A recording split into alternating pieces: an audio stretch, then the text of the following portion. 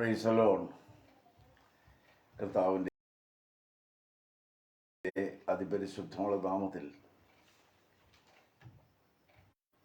എല്ലാവർക്കും, വചനം കേൾക്കുന്ന എല്ലാവർക്കും, എല്ലാ നല്ല ആളുകൾക്കും ഞാൻ ക്രിസ്തുവുള്ള സ്നേഹവന്ദനം ആദ്യമായിട്ട് പിന്നെയും അറിയിക്കുകയാണ്. കഴിഞ്ഞ ഓരോ ദിവസങ്ങളും ദൈവം നമ്മെ പരിപാലിച്ചു, നടത്തി, ഇന്ന് ജീവനോടെ ഇരിക്കാൻ അനുവദിച്ചു, തിരുവചനം കേൾക്കാനുള്ള അവസരം ഒരുക്കി തന്നു. നാം പ്രഭാതയാമത്തിലൊക്കെ ദൈവവചനം നിങ്ങൾ കേട്ട് കാണും. തുടരെ ജീവിപ്പിക്കുന്ന ദൈവവചനം, ശക്തീകരിക്കുന്ന, രൂപാന്തരപ്പെടുത്തുന്ന, സൗഖ്യമാക്കുന്ന, സന്തോഷം പകരുന്ന, വിടുതൽ നൽകുന്ന ദൈവത്തിൻ്റെ വചനം ധാരാളമായി കേൾക്കാൻ നമുക്ക് അവസരം കിട്ടുന്നത് അത് അനുഗ്രഹത്തിന് മുഖാന്തരമാകണം, അത് ന്യായവിധിക്ക് മുഖാന്തരമാക്കരുത് എന്ന് അടിയൻ അപേക്ഷിക്കുകയാണ്. ഞാൻ ഇന്ന് പോൽക്കാലവും രാവിലെ തിരുവനന്തപുരത്തിൽ സൂക്ഷിക്കുന്നത് ആദ്യ പുസ്തകമായിരിക്കുന്ന ഉൽപ്പത്തി പുസ്തകത്തിൽ നിന്നാണ്. അതിൻ്റെ 3-ാമത്തെ വാക്യം വരെ 1, 2, 3 വാക്യങ്ങൾ. ആദിയിൽ ദൈവം ആകാശവും ഭൂമിയും സൃഷ്ടിച്ചു. ഭൂമി പാഴായും ശൂന്യമായും ഇരുന്നു. ആഴത്തിന്മീതെ ഇരുളുണ്ടായിരുന്നു. ദൈവത്തിൻ്റെ ആത്മാവ് വെള്ളത്തിന്മേൽ പരിവർത്തിച്ചുകൊണ്ടിരുന്നു. വെളിച്ചമുണ്ടാകട്ടെ എന്ന് ദൈവം കൽപ്പിച്ചു. വെളിച്ചമുണ്ടായി. വെളിച്ചം നല്ലത് എന്ന് ദൈവം കണ്ടു. Price the Lord. ഇവിടെ ഒരു വാചകം തുടങ്ങുന്നത് ആദിയിൽ ദൈവം ആകാശവും ഭൂമിയും സൃഷ്ടിച്ചു എന്നാണ്. ആദി എന്ന് പറയുമ്പോൾ ആരംഭം എന്ന് നമുക്ക് മനസ്സിലാക്കാം.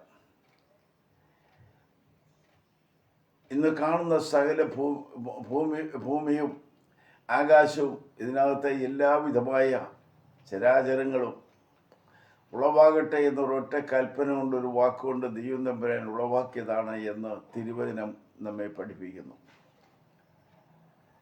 ആ ഉളവായ അവസ്ഥയിൽ ഇവിടെ എഴുതിയിരിക്കുന്നത് ഭൂമി പാഴായും ശൂന്യമായും ഇരുന്നു.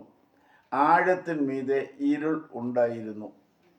ദൈവത്തിൻ്റെ ആത്മാവ് വെള്ളത്തിന്മീതെ പരിവർത്തിച്ചുകൊണ്ടിരുന്നു. വെളിച്ചമുണ്ടാകട്ടെ എന്ന് ദൈവം കൽപ്പിച്ചു. വെളിച്ചം ഉണ്ടായി. വെളിച്ചം നല്ലതെന്ന് ദൈവം കണ്ടു. ദൈവം വെളിച്ചവും ഇരുളും തമ്മിൽ വേർതിരിച്ചു. Price the Lord. ആദിയിൽ എന്ന് പറയുമ്പോൾ ആദി എന്ന് പറയുന്നത് എന്നാണ്? അതിനെക്കുറിച്ച് നമുക്ക് ഒരു മിനിറ്റ് ചിന്തിക്കുന്നത് നല്ലതാണ്. ആദി എന്ന് പറയുമ്പോൾ നാം നമ്മുടെ മനസ്സിൽ കണക്ക് കൂട്ടിക്കൊണ്ടിരിക്കുന്നത് മനുഷ്യോൽപ്പത്തി മുതലാണ് എല്ലാവരുടെയും ഹൃദയത്തിൽ കയറി കിടക്കുന്നത്. മനുഷ്യോൽപ്പത്തി പറയുമ്പോൾ വേദപുസ്തകം പഠിപ്പിക്കുന്ന ആദ്യ മനുഷ്യരായ ആദം ഹവ്വമാരെ ദൈവം സൃഷ്ടിച്ച സമയം, അതിൻ്റെ കാലം എന്ന് പറയുന്നത് 6000 വർഷത്തെ പഴക്കമാണ്. കറക്റ്റ് പറഞ്ഞാൽ 6021 വർഷം. ഈ 6000 വർഷം പഴക്കമുള്ളതാണ് നാം ആദി എന്ന് കാണുന്നത്.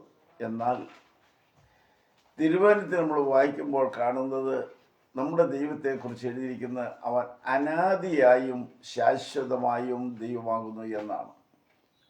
അപ്പം ആദി എന്ന് പറയുന്നതിനേക്കാൾ അപ്പുറത്ത് ഒരാദി കൂടിയുണ്ട്. അതിന് അനാദി, ഇൻ ദി ബിഗിനിങ്. അതിൻ്റെ ആരംഭം എന്ന് പറയുന്നത്, അനാദി എന്ന് പറയുന്നത് ആദിക്ക് മുമ്പുള്ള ഒരു ആദിയാണ് അനാദി. അതെങ്ങനെയെന്ന് കണക്ക് കൂട്ടാൻ എനിക്ക് അറിഞ്ഞുകൂടാ. ആർക്കും അതിൽ കണക്ക് കൂട്ടാൻ അറിഞ്ഞുകൂടാ. ഏതാ ശാസ്ത്രലോകത്തിനും ബുദ്ധിമാന്മാർക്കും ആ കാലഘട്ടം തിരിച്ചറിയാൻ പറ്റുന്നില്ല. എന്നാൽ അത് അനാദിയായിരിക്കുന്ന ഒരു സമയത്തെക്കുറിച്ചാണ് കാണുന്നത്. ഈ ഉൽപ്പത്തി പുസ്തകം തുടങ്ങുന്നത് തന്നെ സകലത്തിൻ്റെയും ആരംഭം കുറിച്ചുകൊണ്ടാണ്. സകലത്തിനും ആരംഭമായി കാണുന്നത് ഈ ആദ്യ പുസ്തകമായിരിക്കുന്ന ഉൽപ്പത്തി പുസ്തകമാണ്. ബൈബിള് 66 പുസ്തകങ്ങളുള്ള രണ്ടായിട്ട് ഡിവൈഡ് ചെയ്താണ് നിൽക്കുന്നത്. പഴയ നിയമങ്ങളും പുതിയ നിയമങ്ങളുമായിട്ട് രണ്ടായിട്ട് ഡിവൈഡ് ചെയ്ത് നിൽക്കുന്നു. അതിൽ ഈ 66 പുസ്തകങ്ങളും ഉളവാക്കപ്പെടുമ്പോൾ എഴുതപ്പെടുമ്പോൾ സകലതും ചെന്ന് കോൺസെൻട്രേറ്റ് ചെയ്യുന്നത്, ഏകാഗ്രമായിരിക്കുന്നത് കർത്താവായ യേശുവിലാണ്. ഇവിടെ ഒന്നാമത്തെ പുസ്തകത്തിൽ ഒരുപാട് കാര്യങ്ങൾ നഷ്ടപ്പെട്ടു പോയതായിട്ട് വായിക്കുന്നുണ്ട്. എന്നാൽ ഒടുവിലത്തെ പുസ്തകമായ വെളിപ്പാട് പുസ്തകത്തിൽ വരുമ്പോൾ ഈ നഷ്ടപ്പെട്ടു പോയതെല്ലാം മടക്കി കിട്ടുന്ന ഒരു അനുഭവം അവിടെ കാണാൻ കഴിയും. എന്നാൽ ഒന്നാമത്തെ പുസ്തകത്തിൽ സകലതും ആരംഭിച്ചു എന്ന് ഞാൻ പറയുമ്പോൾ അതിനകത്ത് നിങ്ങൾക്കറിയേണ്ടത് ഞാൻ പറയുകയാണ്. ഇതിനകത്താണ് ഭൂമിയുടെ ലോകത്തിൻ്റെ ആരംഭം ഇതിനകത്ത് ഉൽപ്പത്തിയിലാണ്, ആരംഭ പുസ്തകത്തിലാണ്. മനുഷ്യൻ്റെ ആരംഭം ഈ പുസ്തകത്തിലാണ്. കുടുംബങ്ങളുടെ ആരംഭം തുടങ്ങിയത് ഉൽപ്പത്തിയിലാണ്. വിവാഹത്തിൻ്റെ ആരംഭം തുടങ്ങിയത് ഈ ഉൽപ്പത്തിയിലാണ്. തൊഴിലിൻ്റെ ആരംഭം തുടങ്ങിയത് ഈ ഉൽപ്പത്തിയിലാണ്. പാപത്തിൻ്റെ ആരംഭം തുടങ്ങിയതും ഈ ഉൽപ്പത്തിയിലാണ്. കുലപാതകത്തിൻ്റെ ആരംഭം ഈ ഉൽപ്പത്തിയിലാണ്. മരണശിക്ഷയുടെ ആരംഭം ഈ പുസ്തകത്തിലാണ്. യാഗത്തിൻ്റെ ആരംഭം ഈ ഉൽപ്പത്തിയിലാണ്. വംശങ്ങളുടെ ആരംഭം ഈ ഉൽപ്പത്തിയിലാണ്. ഭാഷകളുടെയും ശബത്തിൻ്റെയും ആരംഭം ഈ ഉൽപ്പത്തിയിലാണ്.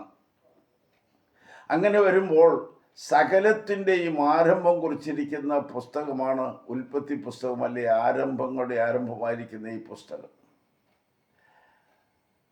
അവിടെ തൊട്ടാണ് ഇന്ന് കാണുന്ന സകലത്തെയും മനുഷ്യന് അറിയാൻ കഴിഞ്ഞിരിക്കുന്നത്. അവൻ്റെ ആരംഭത്തിൽ അവന് 6 ദിവസം കൊണ്ട് സൃഷ്ടി പൂർത്തിയാക്കിയതായിട്ട് കാണുന്നു. അപ്പോൾ 6 ദിവസം കൊണ്ട് സൃഷ്ടി പൂർത്തീകരിച്ചപ്പോൾ ഒന്നാമത്തെ ദിവസം അവൻ ചെയ്തത് ഒരു വലിയ പ്രക്രിയയാണ്. വെളിച്ചം ഉണ്ടാകട്ടെ എന്ന് കൽപ്പിച്ചു.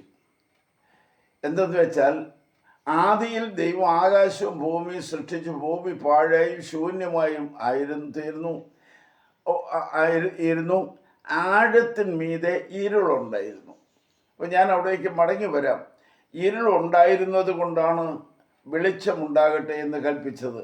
ആ വെളിച്ചം നല്ലത് എന്ന് ദൈവം കണ്ടു. ഒന്നാമത്തെ ദിവസം അങ്ങനെയായി. രണ്ടാമത്തെ ദിവസം ഭൂമി വെള്ളത്തിനകത്ത് മുങ്ങിക്കിടക്കുന്ന അനുഭവമാണ്. ആ വെള്ളത്തെ ദൈവത്തിൻ്റെ ആത്മാവ് വെള്ളത്തിന്മീതെ പരിവർത്തിച്ചുകൊണ്ടിരുന്നു എന്നവിടെ എഴുതിയിരിക്കുന്നു. അപ്പോൾ ഭൂമി മുഴുവനും വെള്ളത്തിനടിയിൽ മുങ്ങിക്കിടന്നൊരു അനുഭവമാണ്.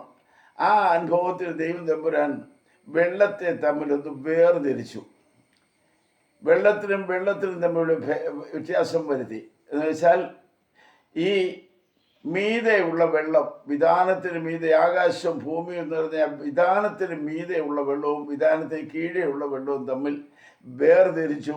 അതൊരു പുതിയ അനുഭവമായി. ദൈവം വിധാനത്തിന് ആകാശമെന്ന് പേരിട്ടു. അത് രണ്ടാമത്തെ ദിവസമാണ്. രണ്ടാമത്തെ ദിവസം.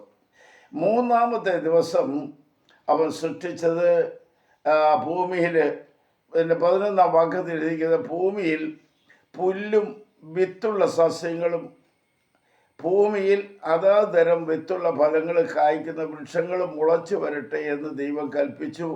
അങ്ങനെ സംഭവിച്ചു. ഓർക്കണം,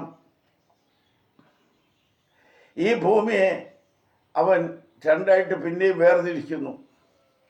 അതായത്, മൂന്നാം ദിവസം താൻ ഈ വെള്ളത്തെ മാറ്റി അത് വെള്ളം ഒരിടത്തിട്ട് കൂടട്ടെ എന്ന് കൽപ്പിച്ചു.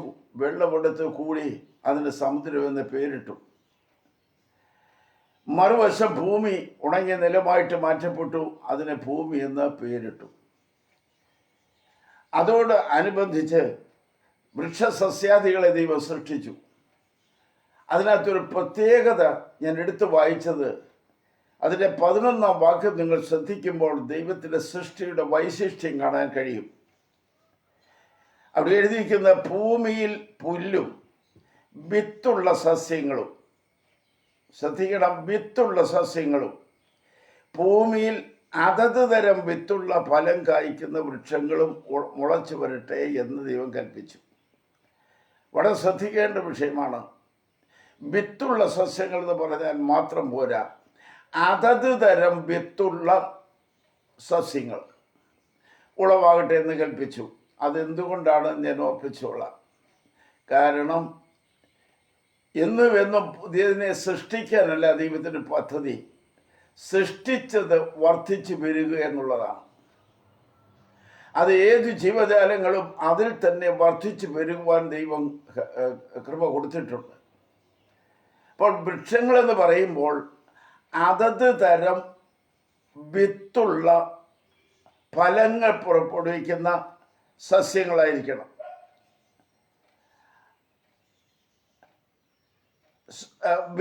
പുല്ലും വിത്തുള്ള സസ്യങ്ങളും ഭൂമിയിൽ അതത് തരം വിത്തുള്ള ഫലം കായ്ക്കുന്ന വൃക്ഷങ്ങൾ, അതത് തരം വിത്തുള്ള എന്ന് ഒന്നുകൂടെ പറഞ്ഞാൽ, ഉണ്ടാകുന്ന വിത്തുകളൊക്കെ നല്ല വിത്തല്ല എങ്കിൽ അടുത്ത തലമുറ, അടുത്ത ജനറേഷൻ കാണുകയില്ല. മുറ്റത്ത് വെച്ചിരിക്കുന്ന തേങ്ങ കായ്ച്ചു വരുമ്പോൾ അതിൽ നിന്ന് വിളഞ്ഞ തേങ്ങ എടുത്ത് പാകി കിളിപ്പിച്ച് അതിൻ്റെ തരം തൈയായിട്ട് അത് വളർന്നു വരുന്നു. അതേ സമയത്ത് ആ കൊലയിൽ ഒരു പേട്ട് തേങ്ങ ഉണ്ടെങ്കിൽ അത് വളരുകയില്ല, അത് പുതിയ തലമുറ ഉണ്ടാക്കില്ല. ഇത് വളരെ വ്യക്തമായി കർത്താവ് പറയുന്നത്, അതത് തരം ഫലങ്ങൾ പുറപ്പെടുവിക്കുന്ന വിത്ത്. അപ്പോൾ ആ ഒരു അവസ്ഥയിൽ വരുമ്പോൾ മനുഷ്യൻ ചിന്തിക്കേണ്ട ഒരു കാര്യം, മനുഷ്യനെ ദൈവം സൃഷ്ടിച്ചത് 6-ാം ദിവസമാണ്.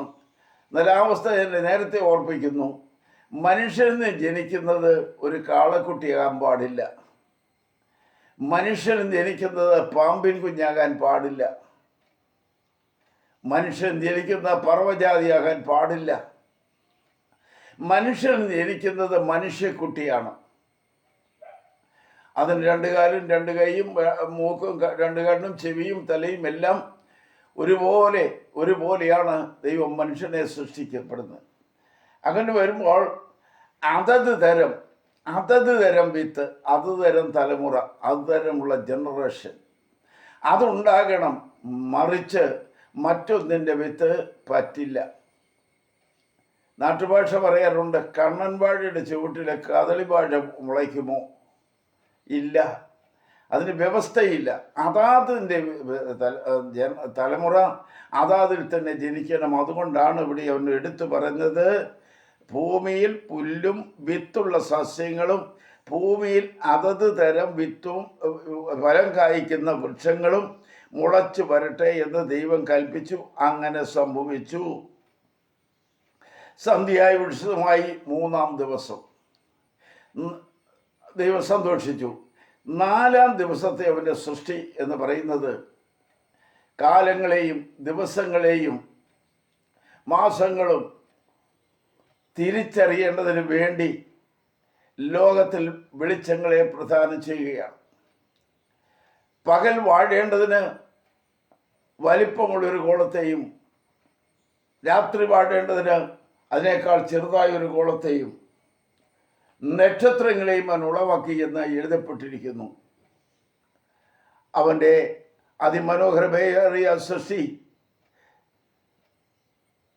4-ാം ദിവസം കൊണ്ട് പൂർത്തീകരിച്ചു. അത് സന്തോഷമായി തീർന്നു. ഞാൻ നിങ്ങളോട് സംസാരിക്കുന്ന പ്രധാനപ്പെട്ട വിഷയം പറയാം. 4 വെളിച്ചങ്ങളെക്കുറിച്ചാണ് നിങ്ങളോട് സംസാരിക്കാൻ ആഗ്രഹിക്കുന്നത്. അതിൽ ദൈവം സൃഷ്ടിച്ച വെളിച്ചം 1-ാം ദിവസവും, ദൈവം സൃഷ്ടിച്ച ഡ്യൂപ്ലിക്കേറ്റ് ഗോളങ്ങൾ 4-ാം ദിവസവും, 5-ാമത്തെ ദിവസം അവൻ ബാക്കി കാര്യങ്ങൾ അവൻ്റെ സൃഷ്ടി നടത്തുകയാണ്. അവന് മത്സ്യങ്ങളെ, ജലജന്തുക്കൾ ഉളവാകട്ടെ എന്ന് ദൈവം കൽപ്പിച്ചു. ജലജന്തുക്കൾ ഉളവായി.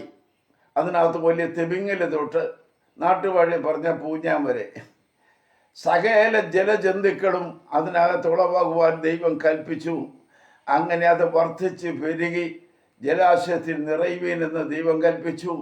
അങ്ങനെ സംഭവിച്ചു. അങ്ങനെ 5-ാമത്തെ ദിവസം 6-ാമത്തെ ശിശുവിലേക്ക് പോകുമ്പോൾ അവൻ അതുവരെ മൃഗങ്ങളെയും കന്നുകാലികളെയും മറ്റ് 4 മൃഗങ്ങളെയും ഒക്കെ അവൻ സൃഷ്ടിച്ചു. എല്ലാം സൃഷ്ടിച്ച് മനോഹരമെന്ന് കണ്ടിട്ട് അവനോട് പറഞ്ഞു, നാം നമ്മുടെ സ്വരൂപത്തിൽ മനുഷ്യനെ സൃഷ്ടിക്കുക. 6-ാം ദിവസം മനുഷ്യനെ സൃഷ്ടിച്ചു. അത് 6 ദിവസത്തെ സൃഷ്ടിയെക്കുറിച്ച് ഞാൻ ഓർപ്പിച്ചു വിട്ടെങ്കിലും ഞാൻ മടങ്ങി വരികയാണ്. ആദിയിൽ ദൈവം ആകാശവും ഭൂമിയും സൃഷ്ടിച്ചു. ഭൂമി പാഴായും ശൂന്യമായി കിടന്നു. ആഴത്തിൽ മീതെ ഇരുൾ ഉണ്ടായിരുന്നു. ഭൂമി ദൈവം തമ്പുരാൻ സൃഷ്ടിച്ചപ്പോൾ അത് പ്രയോജനരഹിതമായിട്ട് സൃഷ്ടിച്ചതല്ല. ഈ 6 ദിവസത്തെ സൃഷ്ടിയിൽ ഓരോ സൃഷ്ടിയും അതാതിൻ്റെ ഫലം പുറപ്പെടുവിച്ചുകൊണ്ട് അത് വർദ്ധിച്ച് പെരുകാൻ വേണ്ടി ദൈവം സൃഷ്ടിച്ചതാണ്. അങ്ങനെ ഇരിക്കുമ്പോൾ ഇവിടെ കാണുന്നത് പാഴും ശൂന്യവുമായി കിടക്കുന്നു എന്നാണ്. ദൈവിക സൃഷ്ടി ഭൂമി സൃഷ്ടിച്ചപ്പോൾ ആകാശം ഭൂമി സൃഷ്ടിച്ചത് അതെപ്പോഴാണെന്ന് ചോദിച്ചാൽ ആർക്കും തിട്ടമില്ല. സദൃശവാക്യം 8-ാം അധ്യായത്തിൽ വായിക്കുമ്പോൾ നാം കാണുന്നത് അവൻ തൻ്റെ സൃഷ്ടിയുടെ ആരംഭമായിട്ട് എന്നെ ഉളവാക്കി എന്ന് കർത്താവ് പറഞ്ഞിട്ട് അടുത്ത വാചകങ്ങൾ ഇത് താഴോട്ട് വായിക്കേണ്ട 21-ാം അധ്യായത്തിൽ അവിടെ എഴുതിയിരിക്കുന്നത്, അവൻ ആകാശത്തെ വിരിച്ചപ്പോൾ ഭൂമിക്ക് അടിസ്ഥാനമിട്ടപ്പോൾ ഞാൻ അവനോടുകൂടെ ശില്പിയായിരുന്നു. അതിൻ്റെ 31-ാം വാക്യത്തിൽ വരുമ്പോൾ കാണുന്നത് എൻ്റെ പ്രമോദം മനുഷ്യപുത്രന്മാരോട് കൂടെ ആയിരുന്നു എന്ന് എഴുതിയിരിക്കുന്നു. അങ്ങനെയാണെങ്കിൽ ദൈവ സൃഷ്ടിയെക്കുറിച്ച് അല്പം ശാന്തമായിട്ട് ചിന്തിക്കണം. പാഴും ശൂന്യവുമായിട്ടല്ല ദൈവം സൃഷ്ടിച്ചത്. ഇന്ന് കാണുന്നത് പോലെ തന്നെ ഫലപ്രദവും വിശാലവുമായ വർദ്ധിച്ചു പെരുകുന്ന മനോഹാരിതയുള്ള ആസ്വദിക്കാൻ പറ്റിയത് മതിയായത്, വില കിട്ടാൻ മതിയായത്, ഏറ്റവും ശ്രേഷ്ഠമേറിയ അനുഭവങ്ങൾ ഉള്ള ഒരു ഭൂമി തന്നെയാണ് ദൈവം സൃഷ്ടിച്ചത്. ദൈവം തമ്പുരാൻ എന്തെങ്കിലും സൃഷ്ടിച്ചാൽ വെറുതെ ടൈം പാസിന് വേണ്ടി ഒരു പാവയെ ഉണ്ടാക്കിയേക്കാം, സമയം കളയാൻ വേണ്ടി പോയി കുറച്ച് കളച്ചേക്കാം എന്നൊക്കെ പറയുന്നതല്ല ദൈവത്തിൻ്റെ സൃഷ്ടിയുടെ വലിപ്പം. അവൻ സൃഷ്ടിച്ചത് അതിൽ നിന്ന് നല്ല ഫലങ്ങളും നല്ല ലാഭങ്ങളും ഉണ്ടാകേണ്ടതിനാണ്. അതുകൊണ്ടാണ് അതത് തരം ഫലം കായ്ക്കുന്ന വിത്തുള്ള സസ്യങ്ങളെന്ന് പറഞ്ഞത്. അത് പെരുകി വരണം. ദൈവം തമ്പുരാൻ സൃഷ്ടിച്ച് 6 ദിവസം കൊണ്ട് ഇവയെല്ലാം സൃഷ്ടിച്ചു എന്ന് കാണുന്നു. അപ്പോൾ ഈ 6 ദിവസത്തെ സൃഷ്ടിയിൽ സകല ജീവജാലങ്ങളും സകല വൃക്ഷലതാദികളും സൗരയൂഥത്തിൽ കാണുന്ന സകലവിധമായ അനുഭവങ്ങളും അവൻ സൃഷ്ടിച്ചു എന്ന് ഞാൻ വിശ്വസിക്കുന്നതിന് എനിക്ക് കഴിയും. എന്തുകൊണ്ടെന്നാൽ ഈ ഭൂമി സൃഷ്ടിച്ചത് 6000 വർഷത്തെ പഴക്കമല്ല എന്നും അതിനും അനേക ആയിരങ്ങളോ ലക്ഷങ്ങളോ കോടികളോ വർഷങ്ങൾക്ക് മുമ്പ് സൃഷ്ടിച്ചതാണെന്നും പറയുവാൻ എനിക്ക് താല്പര്യമുണ്ട്. എന്തെന്ന് വെച്ചാൽ ഈ 6000 വർഷത്തെ പഴക്കമല്ല ആധുനിക ശാസ്ത്രലോകം കണ്ടെത്തിയിരിക്കുന്നത്. അവരിന്ന് റിസർച്ച് ചെയ്ത് വരുമ്പോൾ പലപ്പോഴും നമ്മൾ കാണുന്നു 80,000 വർഷം പഴക്കമുള്ളതായ പഴയ ചില വീടുകൾ അല്ലെങ്കിൽ പഴയ ചില ഉപകരണങ്ങൾ കണ്ടുകിട്ടിയിരിക്കുന്നു എന്ന് അവർ പ്രഖ്യാപിക്കുന്നു. 1,00,000 വർഷത്തെ പഴക്കമുള്ളതായ മമ്മി കണ്ടെത്തിയിരിക്കുന്നു. അതുപോലെ തന്നെ പല പാരമ്പര്യമുള്ള പഴക്കം ഈ അടുത്ത സമയത്ത് നോഹയുടെ പെട്ടകം കണ്ടെത്തിയതായിട്ട് വായിക്കുകയുണ്ടായി. അപ്പോൾ അനേക 1000 വർഷങ്ങൾക്ക് മുമ്പ് ഈ സൃഷ്ടി ഉണ്ടായിരുന്നുവെന്നും അവിടെ ജീവജാലങ്ങൾ ഉണ്ടായിരുന്നെന്നും ദിനോസറൊക്കെ ഉണ്ടെന്ന് പറയുന്നത് പഴയ ചരിത്രമാണ്. അവയൊക്കെ ഉണ്ടായിരുന്നതായിട്ടും പഴയ വീടുകളും സംവിധാനങ്ങളും അവരുടെ ഉപകരണങ്ങളും ആ അപരിഷ്കൃത കാലത്തൊക്കെ ഉണ്ടായിരുന്ന സാധനങ്ങളൊക്കെ ഇന്നും ഭൂമിക്കടിയിൽ അവിടെ ഇവിടെയായിട്ട് കിടക്കുന്നുവെന്ന് കണ്ടുപിടിക്കാൻ കഴിയുന്നു. അങ്ങനെ വരുമ്പോൾ ഈ ഭൂമിയുടെ പഴക്കമെന്ന് പറയുന്നത് 6000 വർഷമല്ല.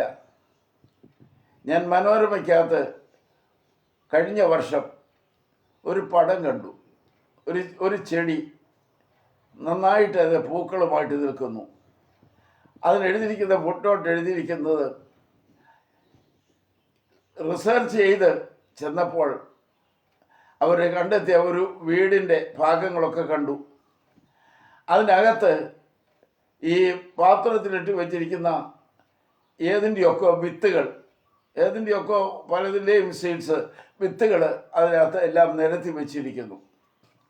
ആ നിരത്തി വെച്ചിരിക്കുന്ന വിത്തുകളിൽ ഒരു പാത്രത്തിലെ വിത്ത് ഇവരെടുത്തുകൊണ്ട് പോന്നു. അത് ദ്രവിച്ചു പോയിട്ടില്ല.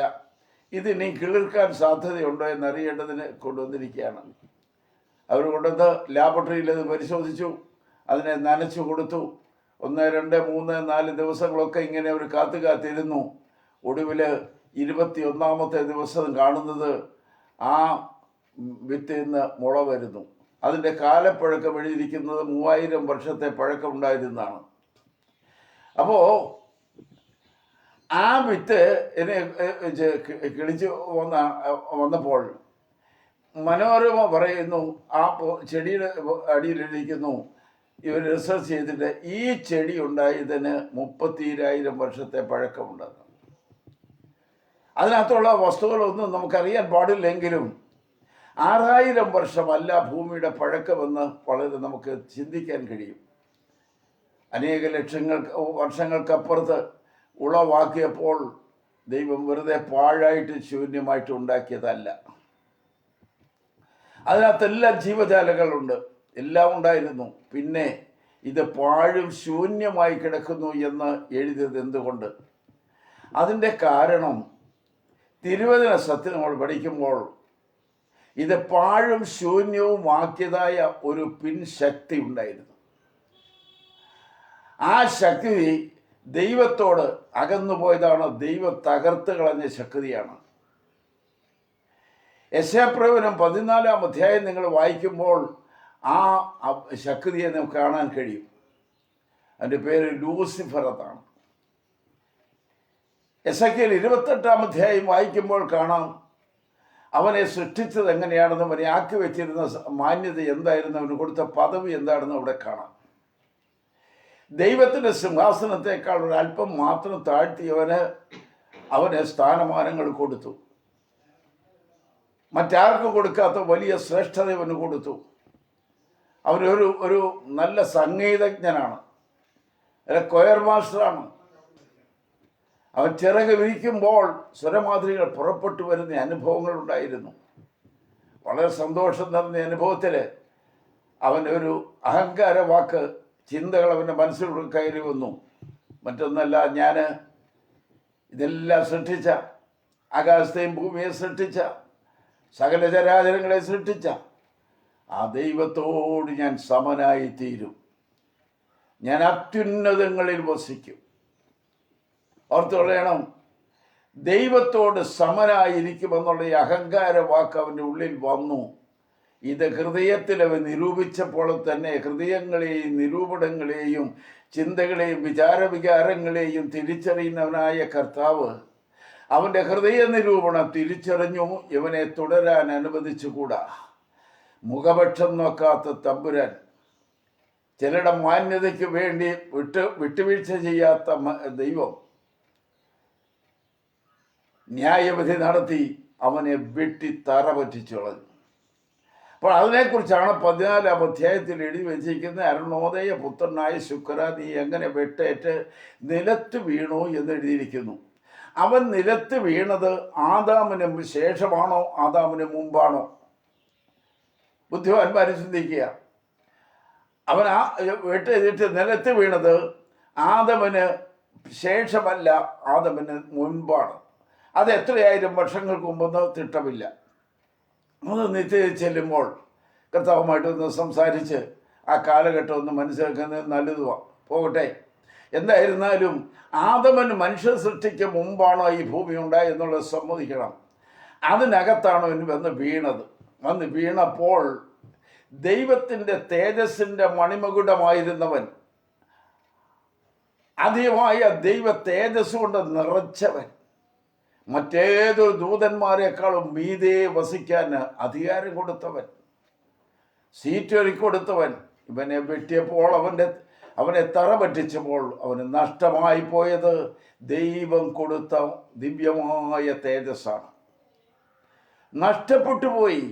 ദൈവം കൊടുത്ത മാന്യതയും പദവിയും ദൈവത്തോട് അനുസരണക്കേടും അഹങ്കാരവും കാണിച്ചാൽ നഷ്ടപ്പെട്ടു പോകുന്നുള്ള അന്ന് മാത്രമല്ല ഇന്നും ഒരു യാഥാർത്ഥ്യമാണത്.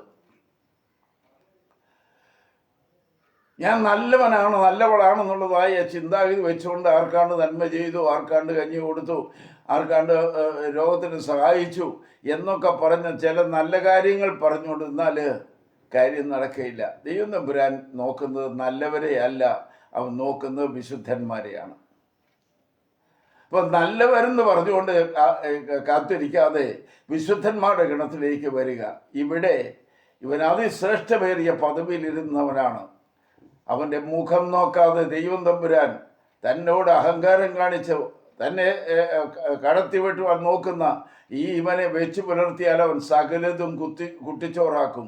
അതുകൊണ്ട് അവനെ വെട്ടിത്തറയിലിട്ടു. വന്ന് വീണത് ഈ ഭൂമിയിലാണ്.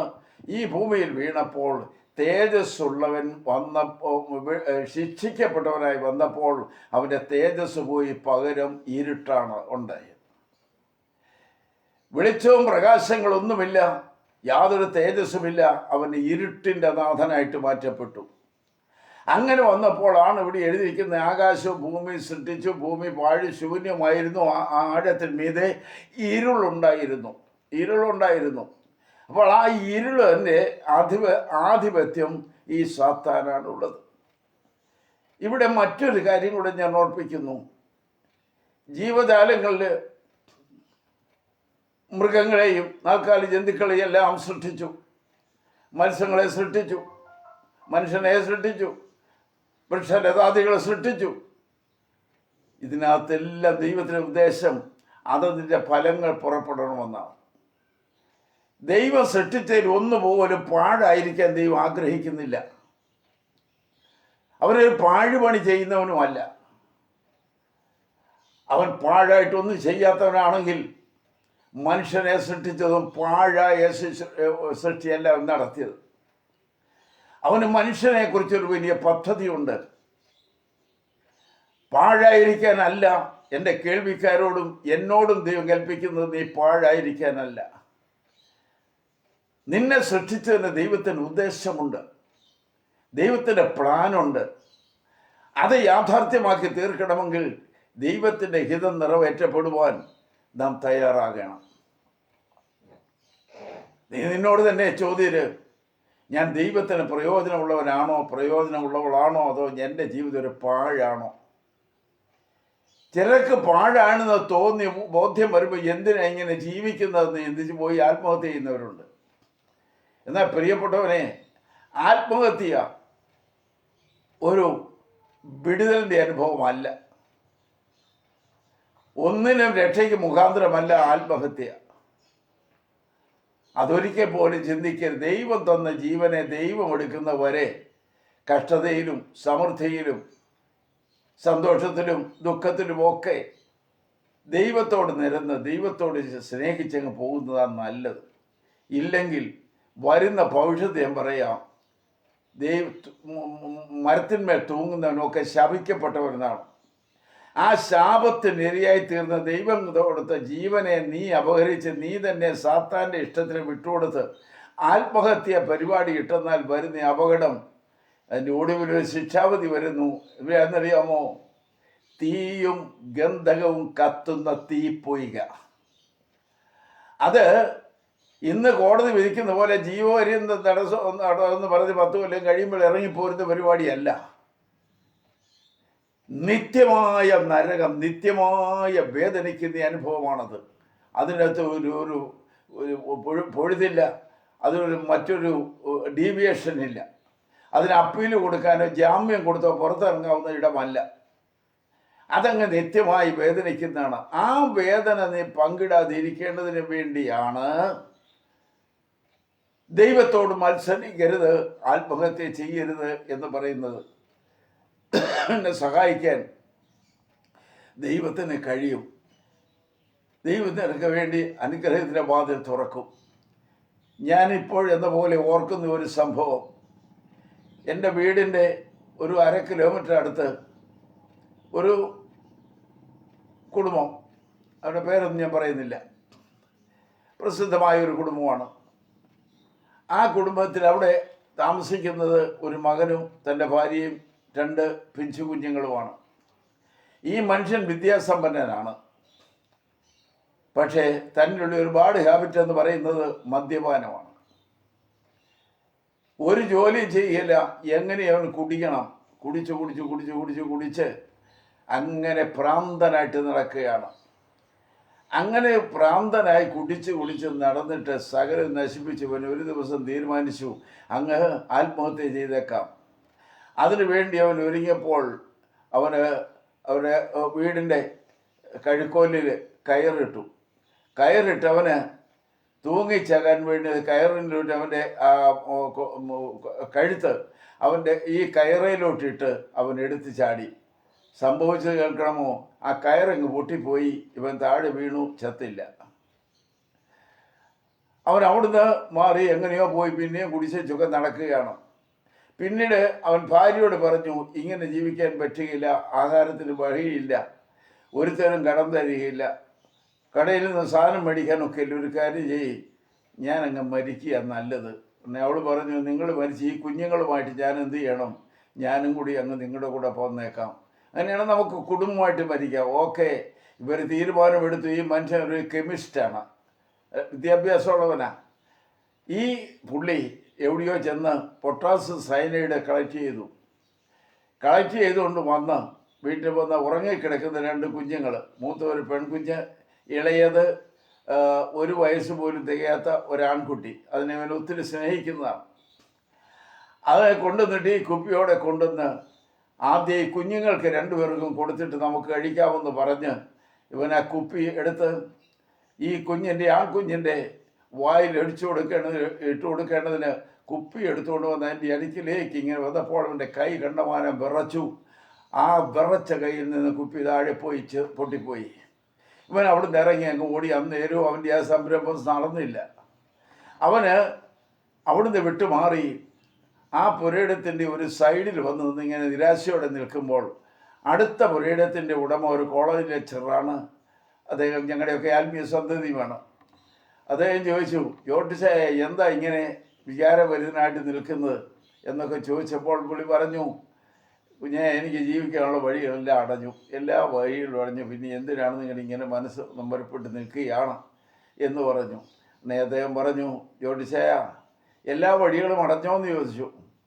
പറഞ്ഞു, എല്ലാം അടഞ്ഞു. ഇല്ല ജോട്ടിച്ചായ, അടയാത്തൊരു വഴി ഉണ്ട് എന്ന് പറഞ്ഞു. അപ്പോൾ പുള്ളി ജിജ്ഞാസയോട് ചോദിച്ചു, കളി പിടിക്കാൻ കാശ് കിട്ടുമല്ലോ എന്ന് വിചാരിച്ചാൽ ഏത് വഴിയാണെന്ന് ചോദിച്ചു. ഈ കോളേജ് ലെക്ചർ അവിടെ നിന്നുകൊണ്ട് മേലോട്ട് കൈ പൊക്കിക്കൊണ്ട് ചൂണ്ടിക്കൊണ്ട് പറഞ്ഞു, ഉയരത്തിലൊരു വാതിൽ നിനക്ക് വേണ്ടി തുറന്നു കിടക്കുകയാണ്. ആ വാതിൽ അടച്ചിട്ടില്ല. ഉയരത്തിലൊരു വാതിൽ തുറന്നു കിടക്കുന്നു, അതടച്ചിട്ടില്ല. നീ ആ വാതിൽക്ക് നിൽക്കുക, നിനക്ക് അനുഗ്രഹം ഉണ്ടാകുമെന്ന് പറഞ്ഞു. അല്പസമയം ഒരു സംസാരിച്ച കോളേജ് ലെക്ചർ എന്നെ ഫോണിൽ കോണ്ടാക്ട് ചെയ്തു. നമുക്കൊന്ന് കാണണമല്ലോ, വൈകിട്ട് കാണാം. ഞാൻ പറഞ്ഞു, ഓഫീസ് കഴിഞ്ഞാൽ എനിക്ക് മീറ്റിംഗ് ഉണ്ട്, മീറ്റിംഗ് കഴിഞ്ഞ് രാത്രിയാണെങ്കിൽ ഞാൻ വരാം എന്ന് പറഞ്ഞു. ഞാൻ രാത്രി 11 മണിയായപ്പോൾ അവിടെ എത്തി അവിടെ ഞങ്ങൾ 2-3-4 പേരുണ്ടായിരുന്നു. ഇവനുമായിട്ട് സംസാരിച്ച് ഒടുവിൽ അവൻ ആ മരണത്തിൽ നിന്ന്, ആ ചിന്തയിൽ നിന്ന്, ആത്മഹത്യയിൽ പ്രേരണയിൽ നിന്ന് പിന്മാറി. അവൻ ദൈവസന്നിധിയിൽ സമർപ്പിച്ച് പ്രാർത്ഥിച്ചു. 2 ആഴ്ച ഇവർക്ക് കഴിക്കാനുള്ളതായ ആഹാരങ്ങൾക്കുള്ള സംവിധാനങ്ങൾ ഞങ്ങൾ അവിടെ ഇരുന്ന് തന്നെ ഒരുക്കി. അതെല്ലാം കൊടുത്തതിന് ശേഷം അവനെ പറഞ്ഞു, നീ ദൈവത്തെ മാത്രം വിളിച്ചപേക്ഷിക്കും, നിനക്ക് പുതുവഴി തുറക്കുമെന്ന് ആ കോളേജിലെ പറഞ്ഞത് ഞങ്ങൾ തീർത്ത് പറയുന്നു. നിനക്കൊരു പുതുവഴി ഉണ്ടാകും. പ്രിയപ്പെട്ടവരെ, 2 ആഴ്ച ഇവിടെ ഭക്ഷണം എന്നോട് കൊടുത്തത് തീർന്നില്ല. അതിനു മുമ്പേ ദൈവം ഒരു വഴിയൊരുക്കി. എൻ്റെ ഒരു ഉറ്റ സ്നേഹിതൻ പോണ്ടിച്ചേരിയിൽ 2-3 കമ്പനികൾ നടത്തിക്കൊണ്ടിരിക്കുന്ന ഒരു ഓഫീസൻ, എൻ്റെ ഒരു ആത്മീയ സന്തതി, ഞാനായിരുന്ന ഓഫീസിലെ ബാങ്കിലേക്ക് വന്നു, പണം വിഡ്രോ ചെയ്തു. അപ്പോൾ ഞാൻ അദ്ദേഹത്തിൻ്റെ പേര് ജോർജ് എന്നാണ്. ജോർജേ എന്തുണ്ട് വിശേഷങ്ങൾ എന്നൊക്കെ ചോദിച്ചു കുശലം പറഞ്ഞിട്ട് ഞാൻ ചോദിച്ചു, ഞങ്ങൾക്കൊരു സഹോദരനുണ്ട്, ഒരു ജോലി കൊടുക്കാമെന്ന് ചോദിച്ചു. അദ്ദേഹം പറഞ്ഞു, ആരാ എന്താ? ഞാൻ പറയും, വിദ്യാഭ്യാസമുള്ളതന്നെ, അവന് കെമിസ്ട്രിയും കൂടിയാണെന്ന് പറഞ്ഞു. അപ്പോൾ ഒരു കെമിസ്റ്റാണെങ്കിൽ ഞങ്ങൾക്ക് വേണം, ഒരു കുഴപ്പമില്ല.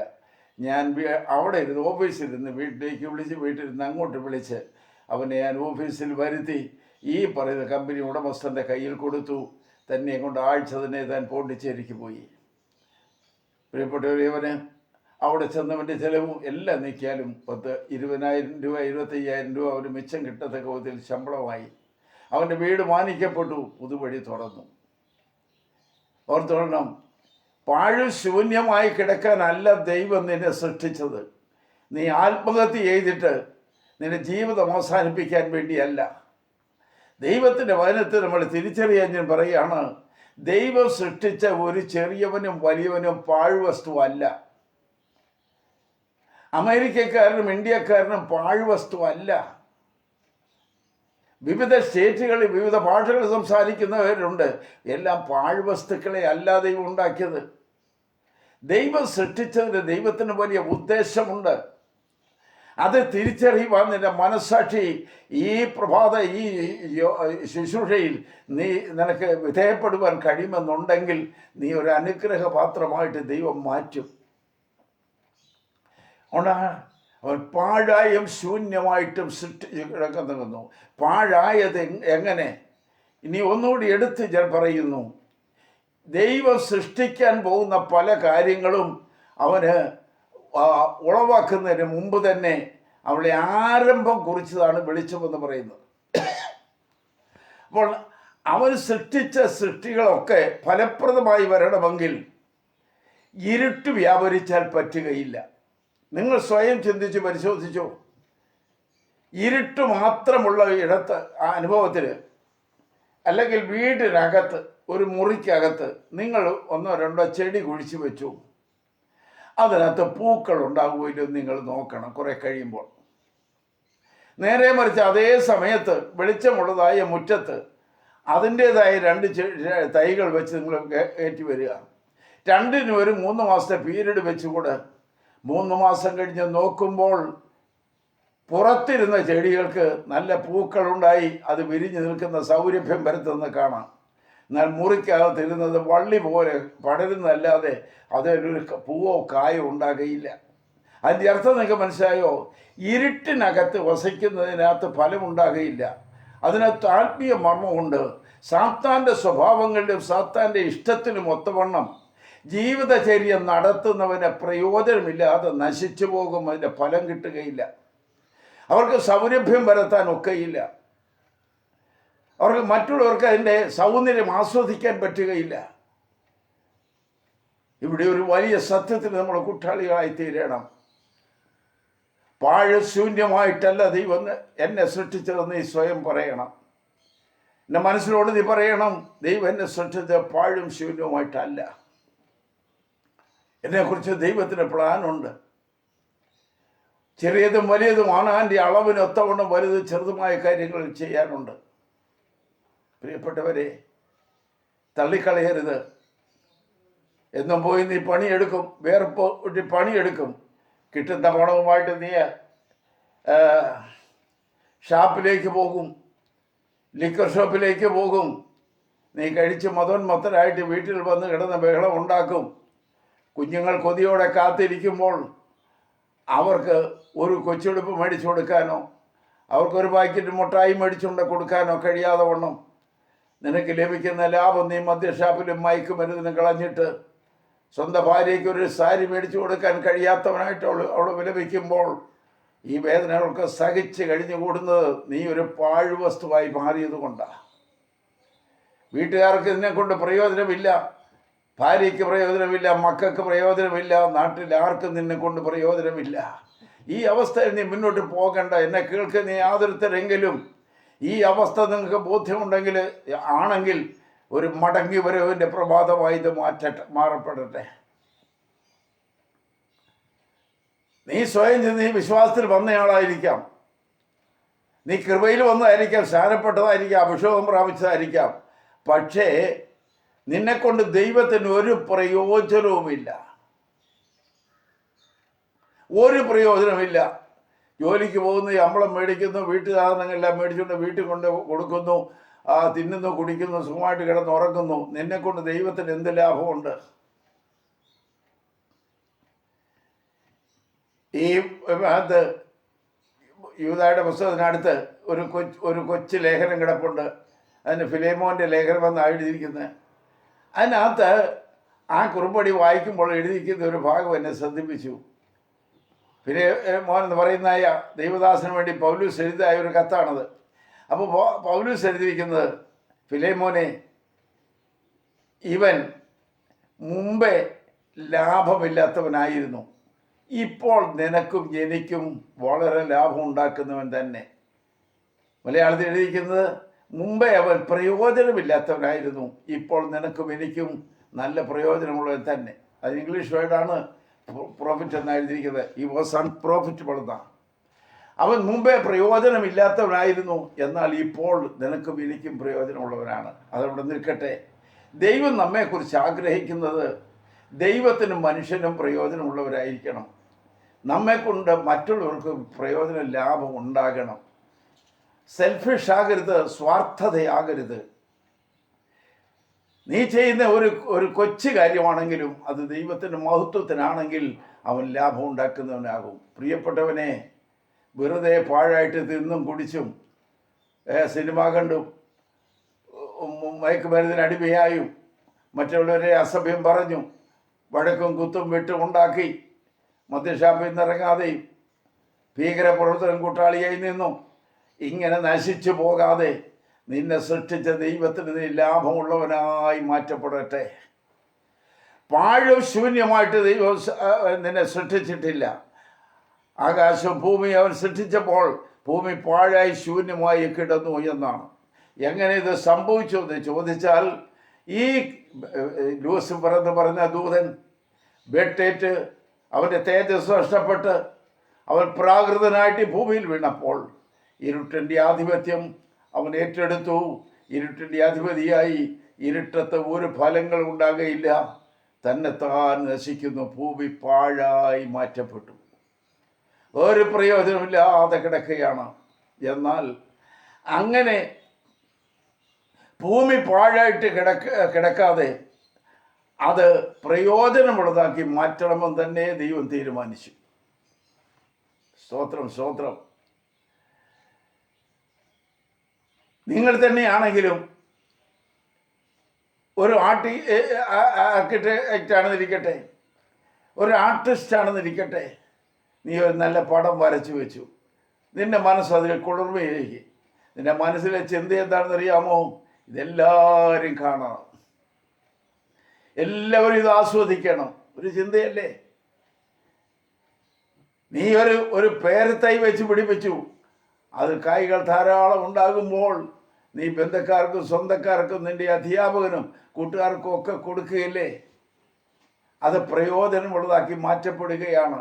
എന്ത് ചെയ്താലും അത് പ്രയോജനമുള്ളതായി തീരണം. എന്നാൽ ഇന്ന് ദൈവം നമ്പുരാൻ നോക്കുമ്പോൾ അവൻ്റെ ദുഃഖമാണ്. അവൻ സൃഷ്ടിച്ചതായ സൃഷ്ടികൾ മുഴുവനും ഈ ലൂസിഫർ പക വീട്ടേണ്ടതിന് വേണ്ടി ദൈവത്തോട് നേരിട്ട് മത്സരിക്കാൻ കഴിയുകയില്ല, ദൈവത്തോട് നേരിട്ട് യുദ്ധം ചെയ്യാൻ കഴിയുകയില്ല. പിന്നെ അതിന് പകരം അവനെ നശിപ്പിക്കാൻ ചെയ്യുന്നത് എന്താണെന്നറിയാമോ? അവ സൃഷ്ടിച്ചതിനെയൊക്കെ നശിപ്പിച്ച് കളഞ്ഞ പകരം വീട്ടുക. നീതിമാനായ വിശുദ്ധരായ യോബിൻ്റെ കാര്യത്തെക്കുറിച്ച് യഹോവയായ ദൈവവുമായിട്ട് സംസാരിക്കുന്ന സാത്താൻ്റെ വാക്കുകൾ നിങ്ങൾ ശ്രദ്ധിക്കണം. വെറുതെയാണോ ഇവൻ നീതിമാനായിരിക്കുന്നത്? നീ അവനെ ചുറ്റും വേലി കെട്ടിരിക്കല്ലേ എന്നൊക്കെ പറഞ്ഞപ്പോൾ തമ്പുരാൻ പറഞ്ഞു, ഓക്കെ, ഞാൻ സെൽഫിഷായിട്ട് എൻ്റെ അധികാരത്തിൻ്റെ ഇതിൽ അവനെ മറച്ചു വെച്ചു എന്ന് വേണ്ട, നിനക്ക് ഇഷ്ടം പോലെ നീ ചെയ്താട്ടെ, വേലി പൊളിച്ചേക്കാം. സ്തോത്രം.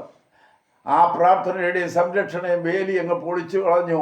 ഈ പിശാച് കയറി, ഈ സാത്താൻ കയറി സംഹാരം നടത്തി. അവൻ്റെ ആയിരമുള്ളതായ ഒട്ടകങ്ങളെയും കന്നുകാലികളെയും ആടുമാടുകളെയും എല്ലാം കൊന്നൊടുക്കി. അവൻ്റെ 10 മക്കളെയും കൊന്നൊടുക്കി. സ്തോത്രം. ഇത്രയും ചെയ്തപ്പോൾ ഒരു വലിയ ശൂന്യതയുടെ അനുഭവമാണ് അവിടെ. യോബ് പറഞ്ഞു, യഹോവ തന്നു, യഹോവ എടുത്തവന് നാം മഹത്വപ്പെട്ടെ എന്ന് വാഴ്ത്തപ്പെട്ടെ നാം പ്രാർത്ഥിച്ചു. അവനൊന്നിലും പാപം ചെയ്തില്ല, ഒന്നിലും പാപം ചെയ്തില്ല. സകലതും പാഴാക്കി കഴിഞ്ഞപ്പോൾ സ്വർഗ്ഗം അവനോട് ഒരു കാര്യം പറഞ്ഞു, എല്ലാം നിനക്ക് ബോധിച്ച പോലെ ചെയ്യാം, അവൻ്റെ പ്രാണനെ മാത്രം തൊടരുത്. വേണം. ഇവന് രോഗിയായിട്ട് മാറ്റപ്പെട്ട് ഓട്ട് കഷണം കൊണ്ട് ശരീരം ചിരണ്ടി ചാരത്തിനകത്ത് കിടക്കുമ്പോൾ സ്വന്തം ഭാര്യ വന്ന് അവനെ കുറ്റം പറഞ്ഞ് ദൈവത്തെ ഉപേക്ഷിച്ച് എന്നിട്ട് നീ പോയി ആത്മഹത്യ ചെയ്യുമെന്ന് സ്വന്തം ഭാര്യ സ്വന്തം ഭർത്താവിനോട് പറയുമ്പോൾ ഒരു പൊട്ടി പറയുന്ന പോലെ നീ പറയരുതെന്ന് പറഞ്ഞ് യോബിൻ്റെ ദൈവത്തിലുള്ള വിശ്വാസവും ഭക്തിയും വളരെ ശ്രേഷ്ഠമല്ലേ? അത് നോക്കണം. ദൈവം തമ്പുരാൻ ഒരു കാര്യം പറഞ്ഞു, അവൻ്റെ പ്രാണനെ മാത്രം തൊടരുത്. ദൈവത്തിൻ്റെ സംരക്ഷണ വലയത്തിൽ നിൽക്കുന്ന എൻ്റെയോ നിൻ്റെയോ പ്രാണനെ തൊടാൻ പിശാചിന് അനുവാദമില്ല, ദൈവം അധികാരം കൊടുക്കുകയുമില്ല. ഒരിക്കൽ പത്രോസിനെ ഒന്ന് നശിപ്പിക്കാൻ വേണ്ടി സാത്താൻ ചെന്നു. കർത്താവിന് അനുവാദം കൊടുത്തില്ല. ഇതിന് കർത്താവ് പത്രോസിനോട് പറഞ്ഞു, ശീമോനെ, നിന്നെ ഗോതമ്പിൻ്റെ ബദൽ പോലെ മാറ്റിക്കളയേണ്ടതിന് സാത്താൻ എത്ര വട്ടം എന്നെ സഹായിച്ചെന്നറിയാമോ? നിന്റെ വിശ്വാസം പോയി പോകാതിരിക്കേണ്ടതിന് ഞാൻ അനുവദിച്ചില്ല. ഓർക്കണം, ചിലരുടെ വിശ്വാസം നഷ്ടപ്പെടുത്തി കളയാൻ മതിയായ നീക്കങ്ങൾ സാത്താൻ നടത്തും. അവനെ അനുവദിച്ചുകൂടാ. അങ്ങനെ നീ പാഴായി മാറ്റുവാൻ, നിന്നെ ഒന്നിനും കൊള്ളാത്തായി മാറ്റുവാൻ സാത്താൻ ശ്രമിച്ചുകൊണ്ടിരിക്കുമ്പോൾ ദൈവതമ്പുരാൻ നിന്നെ വിട്ടുകൊടുക്കാതിരിക്കണമെങ്കിൽ നീ കർത്താവിലായി തീരണം. യേശുവിൻ്റെ അറുക്കപ്പെട്ട കുഞ്ഞാടിൻ്റെ രക്തം കൊണ്ട് നിന്റെ പാപക്കറകൾ കഴുകുവാൻ നീ ഏൽപ്പിച്ച് പ്രാർത്ഥിക്കണം. നീ നിന്റെ തെറ്റുകളെയും കുറവുകളെയും ദൈവത്തിൽ നിന്ന് ഏറ്റു പറയണം. ഒരു തുള്ളി കണ്ണുനീർ അടർന്ന് വീഴുന്നത് നല്ലതാണ്. നിന്റെ കണ്ണുനീർ ഒരു തുള്ളി വീണ് നീ ദൈവസന്നിധിയിൽ നിന്റെ പാപം ഏറ്റു പറയുമ്പോൾ നിനക്ക് ഒരു ചെലവും കൂടാതെ, ഒരു ബുദ്ധിമുട്ടും കൂടാതെ, ഒരു അധ്വാനം കൂടാതെ നിന്റെ ഇന്ന് വരെയുള്ള ആ സമയം വരെയുള്ള സകല പാപങ്ങളെയും അവൻ തുടച്ചു മാറ്റി മേഘത്തെ പോലെ കാർമുകിലെ പോലെ പാപങ്ങളെ മായ്ച്ചു കളഞ്ഞ് രക്താംബരം പോലെ ഇരുന്നതിനെ ആമൻ വെളുപ്പിച്ച് വെണ്മയാക്കി എടുക്കുന്നവൻ, ഒരിക്കലും ഇനി തിരിച്ചു വരാതെ വണ്ണം സമുദ്രത്തിൻ്റെ ആഴത്തിലേക്ക് ഈ പാപത്തെ എറിഞ്ഞു കളയുന്നവൻ, എത്രയോ വലിയവൻ, എത്രയോ നീതിവാൻ. നീ പാഴ്വസ്തുവല്ല സ്നേഹിത, നീ പാഴ്വസ്തുവല്ല സഹോദരി.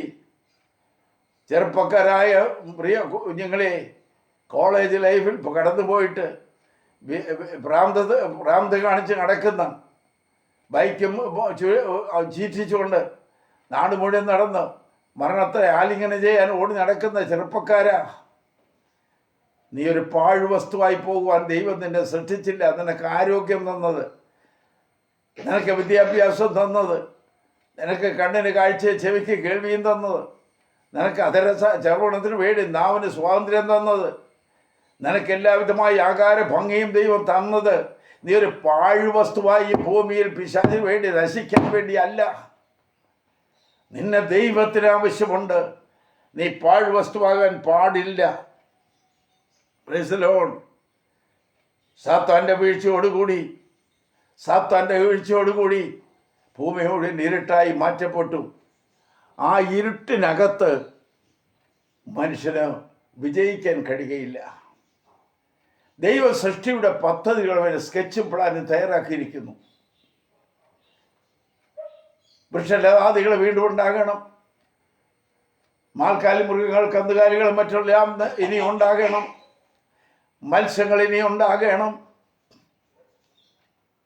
പറവജാതികൾ ഇനി ഉണ്ടാകണം, നഷ്ടപ്പെട്ടു പോയതെല്ലാം പോകട്ടെ, പുതിയതുണ്ടാകണമെന്ന് ദൈവം പ്ലാൻ തയ്യാറാക്കി. Price the Lord. ഒരു കുടുംബം, ഒരു ഭവനം പണിയണമെങ്കിൽ അതിൻ്റെ പിന്നിലെ പ്ലാന് തയ്യാറാക്കുന്ന ഒരു ആർട്ടിസ്റ്റ് ഉണ്ടായിരിക്കണം. അത് പണിയിക്കാൻ ഒരു എഞ്ചിനീയർ ഉണ്ടായിരിക്കണം. പ്രിയപ്പെട്ടവരെ, ദൈവത്തിൻ്റെ പദ്ധതി അങ്ങനെ വെളിവാക്കപ്പെടുവാൻ ദൈവം ആഗ്രഹിച്ചുകൊണ്ട് എല്ലാ പ്ലാനും പദ്ധതിയും അവന് തയ്യാറാക്കി വയ്ക്കുകയാണ്. ആ ആരംഭത്തിൽ മുഴുവൻ ഇരുട്ടായിട്ട് കിടക്കുകയല്ലേ. പ്രാഥമികമായി ചെയ്യേണ്ട ഏറ്റവും വലിയ വിഷയം ഇരുട്ടൊന്ന് മാറിക്കിട്ടുക എന്നതാണ്. നമ്മുടെ കണക്കൂട്ടൽ പോലെയല്ലേ ഇതിനപ്പുറത്ത് ദൈവത്തിൻ്റെ പദ്ധതി ഉണ്ട്. അവൻ പറയുന്നത് ഈ ഇരുട്ടൊന്ന് മാറണം. അതിനെന്താ പദ്ധതി? വെളിച്ചമുണ്ടാകണം. വെളിച്ചം വരുമ്പോൾ ആരും ശാസിക്കേണ്ട, വഴക്കും പറയേണ്ട, ആട്ടിപ്പായിക്കേണ്ട, പോലീസും വേണ്ട, ഒന്നും വേണ്ട.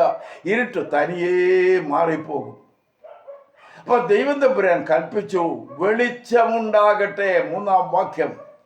അവൻ്റെ പ്രവൃത്തിയുടെ ആരംഭം എന്നവല്ലേ അവൻ തുടങ്ങുന്നത് ഈ ഇരുട്ട് മാറണം, സാത്താൻ്റെ പ്രവൃത്തി മാറണം, പൈശാചിക ശക്തികളെല്ലാം മാറണം, നഷ്ടപ്പെട്ടു പോയതെല്ലാം മടക്കിക്കൊണ്ടുവരണം. ആമേൻ. നേരിട്ട് യുദ്ധം ചെയ്യാൻ കഴിയാതെ ദൈവത്തിൻ്റെ സൃഷ്ടികളെ മുഴുവനും നശിപ്പിച്ച് കളഞ്ഞവൻ്റെ മുമ്പിൽ ആമേൻ ദൈവം വീണ്ടും ഒരു പുതിയ സൃഷ്ടി നടത്തുവാൻ തയ്യാറാകുകയാണ്. ആ സൃഷ്ടിയിലാണ് ആരംഭത്തിലും പറയുന്നത് വെളിച്ചം ഉണ്ടാകട്ടെ. സ്തോത്രം, സ്തോത്രം. വെളിച്ചമുണ്ടായി. ഈ വെളിച്ചം എവിടെ നിന്ന് വന്നു? സൃഷ്ടി തുടങ്ങുന്നതേ ഉള്ളൂ. സൂര്യനില്ല, ചന്ദ്രനില്ല, നക്ഷത്രങ്ങളില്ല, മറ്റും മീഡിയം ഒന്നുമില്ല. എന്നാ ദൈവമക്കൾ ഓർക്കണം, വെളിച്ചമുണ്ടായി. എവിടെ? തങ്ങൾ ഇരിക്കുന്നതായ ആ വീട്ടിൽ മാത്രമല്ല, അങ്ങനെ തായിരിക്കുന്ന മരച്ചോട്ടിൽ മാത്രമല്ല, ലോകം മുഴുവനും വെളിച്ചത്തിൽ നിറഞ്ഞു. ലോകം മുഴുവൻ വെളിച്ചത്തിൽ നിറഞ്ഞു. ഈ വെളിച്ചം എവിടുന്ന് വന്നു? ആ വെളിച്ചം വന്ന ഉറവിടമാണ് തേജോമനായ ദൈവത്തിൻ്റെ, യഹോവയായ ദൈവത്തിൻ്റെ തേജസ്സിന്റെ ഭാഗമാണ് ഈ ഭൂമി കണ്ട ആദ്യത്തെ വെളിച്ചം. Price the lord. ഈ ഭൂമിയിൽ കിട്ടിയ വെളിച്ചം സൂര്യൻ്റെതല്ല ആദ്യം ലഭിച്ചത്, മറിച്ച് ലോകത്തിന് ലഭിച്ച വെളിച്ചം യഹോവയായ ദൈവത്തിൻ്റെ, തേജോമയനായ ദൈവത്തിൻ്റെ വെളിച്ചമാണ് ഈ ഭൂമിക്ക് ആസ്വദിക്കാൻ കഴിഞ്ഞത്. Price the Lord. അന്ധകാരത്തെയെല്ലാം ഈ ഭൂമിയെ നോക്കി ദൈവം കൽപ്പിച്ചു വെളിച്ചമുണ്ടാകട്ടെ. ഒരു വലിയ പ്രകാശം ഉണ്ടായി. അതാണ് ഒറിജിനൽ ലൈറ്റ് എന്ന് ഞാൻ നിങ്ങളെ ഓർപ്പിക്കുന്നു. Praise the lord. ഈ വെളിച്ചം എന്തിനാണ് ഉപയോഗിക്കേണ്ടത്? ഈ വെളിച്ചം വന്നപ്പോൾ ഇരുട്ട് മാറണം. എവിടുത്തെ? നീ സന്ധ്യയാകും വരുമ്പോൾ വീട്ടിലെ വെളിച്ചം ഇരുട്ട് മാറി ലൈറ്റ് കണ്ടില്ലെങ്കിൽ നിനക്ക് പ്രയാസം തോന്നും. മെഴുകുതിരി പോലും ഇല്ലെങ്കിൽ പ്രയാസം തോന്നും. ഇരുട്ടല്ല നമുക്ക് ഇഷ്ടമുള്ളത്, വെളിച്ചമാണ്. അപ്പോൾ വെളിച്ചം ഉണ്ടാകേണ്ടത് ബാഹ്യമായിട്ട് മാത്രമല്ല, ആന്തരികമായിട്ട് തന്നെയാണ് വെളിച്ചം ഉണ്ടാകേണ്ടത്.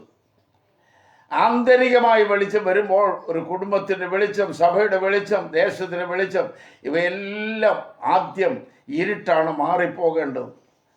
ഓക്കെ. സൃഷ്ടിച്ചവന് സൃഷ്ടിക്കപ്പെടുവാൻ പോകുന്ന സകല ജീവജാലങ്ങൾക്കും അവന് ആഗ്രഹിക്കുന്നത് വെളിച്ചമാണ്. സകല ജീവജാലങ്ങൾക്കും വെളിച്ചം ആവശ്യമാണ്. നമ്മൾ സാധാരണ പറഞ്ഞാലും രാത്രി മുഴുവൻ നൈറ്റ് ഡ്യൂട്ടി കഴിഞ്ഞിട്ട് വരുന്നതായ സഹോദരിമാരുണ്ടല്ലോ, അവർ ഡ്യൂട്ടി കഴിഞ്ഞ സഹോദരന്മാരാണ്, സെക്യൂരിറ്റിയൊക്കെ ആയിട്ട് നിന്ന് രാത്രി മുഴുവൻ ഉറക്കളച്ചിട്ട് വരുമ്പോൾ അവർക്ക് വേണ്ടത് ഒന്ന് ഉറങ്ങണം. അപ്പോൾ തമ്പുരാൻ തീരുമാനിച്ചു അവർക്ക് വിശ്രമിക്കാൻ സൗകര്യം കൊടുക്കണമല്ലോ. അതിന് ത്രൂവായിട്ട് വെളിച്ചമല്ല വേണ്ടത്, ഇരുട്ടും കൂടെ വേണം. അപ്പോൾ അവൻ എന്ത് ചെയ്യുന്നറിയാമോ? ഇരുട്ടും വെളിച്ചവും തമ്മിൽ അങ്ങോട്ട് വേർതിരിച്ചു. സ്തോത്രം. ഇരുട്ടിന് രാത്രിയെന്നും വെളിച്ചമുള്ള പകലെന്നും പേരിട്ടു. രണ്ടായിട്ട് അങ്ങ് വേർതിരിച്ചു. ഇപ്പോൾ പകൽ അധ്വാനിച്ചിട്ട് വരുന്നവർക്ക് സുഖമായിട്ട് ഒരു പ്രൈവസി ഉണ്ട്, ഒരു രഹസ്യ അനുഭവമുണ്ട്, ഒരു കുടുംബജീവിതത്തിൽ അത് വേണം. മൃഗങ്ങൾക്കാണെങ്കിൽ പക്ഷികൾക്കാണെങ്കിൽ പകൽ മുഴുവൻ പറന്നു നടന്ന പകലെല്ലാം ഓടി നടന്നു, രാത്രി ഒന്ന് വിശ്രമിക്കേണ്ടതുണ്ട്. പല മൃഗങ്ങളും പകൽ വിശ്രമിക്കും, രാത്രി ഓടി നടന്ന് ഇര തേടും. ഓരോന്നിൻ്റെയും അനുസരിച്ച് ദൈവം തമ്മിൽ സൃഷ്ടിക്കുന്നു. ഈ സൃഷ്ടികളെല്ലാം ദൈവത്തിൻ്റെ കരവിരുതുകളാണ്, അവൻ്റെ കൽപ്പനയുടെ ഫലമാണിതെല്ലാം. ആ ഫലത്തിൽ വന്ന സൃഷ്ടികളെ വെളിച്ചം കൊണ്ട് മാത്രമേ ജയിക്കാനൊക്കെയുള്ളൂ. വെളിച്ചമുണ്ടാകേണ്ടത് പറയുന്നത് ഞാൻ വ്യക്തിപരമായിട്ട് പറയാം. നിന്റെ ഉള്ളിൽ കിടക്കുന്ന ഇരുട്ട് മാറിപ്പോകണം. 19 സങ്കീർത്തനം നമ്മൾ വായിക്കുമ്പോൾ കാണാം, ആകാശം തൻ്റെ മഹത്വത്തെ വർണ്ണിക്കുന്നു, ആകാശവിധാനം തൻ്റെ കൈവേലയെ പ്രസിദ്ധമാക്കുന്നു. പകല് പകലിന് വാക്കുപൊഴിക്കുന്നു, രാത്രി രാത്രിക്ക് അറിവ് കൊടുക്കുന്നു. ഭാഷണമില്ല, ശബ്ദം കേൾപ്പാനുമില്ല. ഇത്രയും പറഞ്ഞിട്ട് അടുത്ത വാചകത്തിൽ വരുന്ന സൂര്യനെ കുറിച്ചാണ്. അതിൻ്റെ കിരണങ്ങൾ ഏൽക്കാത്ത ഒരിടവുമില്ല എന്നവിടെ എഴുതപ്പെട്ടിരിക്കുന്നു. സൂര്യൻ ഉദിച്ചു വരുന്നു കഴിഞ്ഞാൽ അതിൻ്റെ അനുഭവം വലിയ പ്രകാശമാണ്. അതിനെക്കുറിച്ച് ദൈവം വെച്ചാൽ സൂര്യനെക്കുറിച്ച് എനിക്ക് പ്രതിപാദിപ്പാനുണ്ട്, അവിടെ വെച്ച് ഞാൻ വർണ്ണിച്ചോളാം. എന്നാൽ ഇവിടെ ദൈവസൃഷ്ടിയുടെ ഏറ്റവും പ്രധാന ഘടകം വെളിച്ചമാണ്. ആ വെളിച്ചം ഡ്യൂപ്ലിക്കേറ്റ് ഉണ്ടായ സൂര്യൻ്റെ വെളിച്ചമല്ല നിൻ്റെ ഉള്ളിൽ കയറേണ്ടത്. ചന്ദ്രൻ്റെ വെളിച്ചമല്ല നിൻ്റെ ഹൃദയത്തിൽ കയറേണ്ടത്. നിന്റെ ഉള്ളിൽ കയറേണ്ടത് ആമേൻ നിത്യനായ ദൈവത്തിൻ്റെ നിത്യ തേജസ്സിൻ്റെ കിരണങ്ങളാണ്. ആ വെളിച്ചം ഉള്ളിൽ കയറുമ്പോൾ, യോഹന്നാന്റെ സുവിശേഷം 1-ാം അധ്യായത്തിൽ നമ്മൾ വായിക്കുന്നത് നമ്മൾ ശ്രദ്ധിക്കണം. യോഹന്നാന്റെ സുവിശേഷം 1-ാം അധ്യായത്തിലെ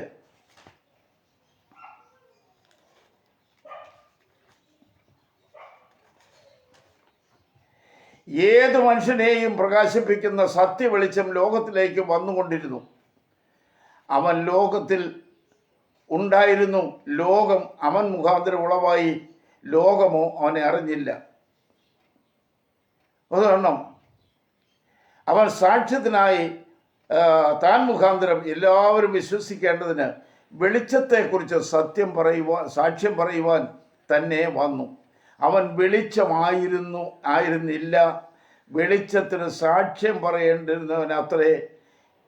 ഏതു മനുഷ്യനെയും പ്രകാശിപ്പിക്കുന്ന സത്യവെളിച്ചം ലോകത്തിലേക്ക് വന്നുകൊണ്ടേയിരുന്നു. ഏതു മനുഷ്യനെയും പ്രകാശിപ്പിക്കുന്ന സത്യവെളിച്ചം. അങ്ങനെയാണെങ്കിൽ എന്നെ കേട്ടുകൊണ്ടിരിക്കുന്ന വലിയവരോ ചെറിയവരോ, ഉദ്യോഗസ്ഥരോ ഉദ്യോഗമില്ലാത്തവരോ, വെളുത്തവരോ കറുത്തവരോ, വിദ്യാസമ്പന്നരോ വിദ്യാവിഹീനരോ, മനുഷ്യകുലത്തിൽ ജനിച്ചതാണെങ്കിൽ നിന്റെ അകത്തൊരു വെളിച്ചം വേണമെന്ന് ദൈവം ആഗ്രഹിക്കുന്നു. നിന്റെ രക്ഷയെക്കുറിച്ചൊരു പ്രകാശം നിനക്കുണ്ടാകണം. നിന്റെ ശുദ്ധീകരണത്തെക്കുറിച്ചൊരു പ്രകാശം നിനക്കുണ്ടാകണം. നിന്റെ രക്ഷകനെ കുറിച്ചുള്ളൊരു പ്രകാശനം, ആ കാൽവറിയിലെ മരണത്തെക്കുറിച്ചൊരു ദർശനം, അവൻ്റെ ഉയർത്തെഴുന്നേൽപ്പിനെ കുറിച്ചൊരു ദർശനം നിന്റെ ഉള്ളിൽ വന്നില്ല എങ്കിൽ നീ ഇരുട്ടിൻ്റെ ആധിപത്യത്തിൽ, ഇരുട്ടിൻ്റെ നിഴലിന് കീഴിൽ കിടക്കും. ഇരുട്ടിൻ്റെ സ്വഭാവങ്ങൾ, ദുർനടപ്പ്, ലോകമോഹം, ജഡമോഹം, ജീവനത്തിൻ്റെ പ്രതാപം, ഈ 3 ത്രിമൂർത്തികളുടെ മുമ്പിൽ അത് അനലൈസ് ചെയ്ത് പോയാൽ ഒരുപാട് ദൂരം പോകണം. ഓർത്തു കൊള്ളണം, അനേക ദൂഷിച്ച വഴികൾ, ഈ 3 ജനത്തെ നടത്തിക്കൊണ്ടിരിക്കും. അതുകൊണ്ട് എൻ്റെ പ്രിയപ്പെട്ടവരൊക്കെടം, ലോകം, ജഡം, പിശാച്, ഇതിൻ്റെ പിന്നിൽ നമ്മൾ അണിനിരക്കരുത്. നമ്മിലൊരു പ്രകാശമുണ്ടാകണം. സകലരെയും പ്രകാശിപ്പിക്കുന്ന സത്യവെളിച്ചം വന്നുകൊണ്ടേയിരിക്കുന്നു, നിന്റെ അടുക്കലേക്ക് വന്നുകൊണ്ടേയിരിക്കുന്നു. ഞാൻ ഈ സംസാരിച്ചുകൊണ്ടിരിക്കുമ്പോൾ നിന്റെ അടുക്കലേക്ക് അത് വന്നുകൊണ്ടിരിക്കുന്നു. ആമേൻ. നിന്റെ ഹൃദയം ഒന്ന് തുറന്നു കൊടുത്താൽ, നീ ഒന്ന് അനുവദിച്ചാൽ, ആമേൻ, ഈ വെളിച്ചം നിന്നിൽ പ്രകാശിക്കും, നിന്റെ മനസ്സിൽ പ്രകാശിക്കും. നന്മയുടെ വെളിച്ചം നിന്റെ ഉള്ളിൽ കടന്നു വരും. പഴയതെല്ലാം അത് മായ്ച്ചു കളയും. ഇരുട്ടിൻ്റെ ആധിപത്യം തുടച്ചു മാറ്റപ്പെടും. അതിന് നിന്റെ മേൽ വാഴുകയില്ല. ഞാൻ ഈ ദൂത് മുന്നോട്ട് അടുത്ത വാചകത്തിലേക്ക് പോയാൽ എവിടെയെങ്കിലും നിൽക്കില്ല. അതുകൊണ്ട് ഞാൻ തൽക്കാലം ഇവിടെ നിർത്തുകയാണ്. ദൈവം അനുവദിച്ചാൽ നമുക്ക് വീണ്ടും കാണാം. എൻ്റെ പ്രിയപ്പെട്ടവർ, എനിക്ക് പറയാനുള്ളത്, വെളിച്ചമുണ്ടാകട്ടെ എവിടെ? നിന്റെ ഹൃദയത്തിൽ. വെളിച്ചമുണ്ടാകട്ടെ എവിടെ? നിന്റെ വീട്ടിൽ. വെളിച്ചമുണ്ടാകട്ടെ എവിടെ? നിന്റെ എല്ലാ പരിപാടികളുടെയും നടുവിൽ, നിന്റെ ഉദ്യോഗ സ്ഥലത്ത്, നീ സംസാരിക്കുന്ന ഇടത്ത്, നീ ഇടപെടുന്ന ഓരോ വ്യക്തികളുടെയും അടുക്കൽ, ഓരോ കുടുംബത്തിൻ്റെയും ഒരു ജനത്തിൻ്റെ നടുവിൽ നിൽക്കുമ്പോൾ നിന്നിൽ നിന്ന് പ്രകാശിക്കണം. നിന്നിൽ നിന്ന് പ്രൊഡ്യൂസ് ചെയ്യുന്നത് വെളിച്ചമായിരിക്കണം.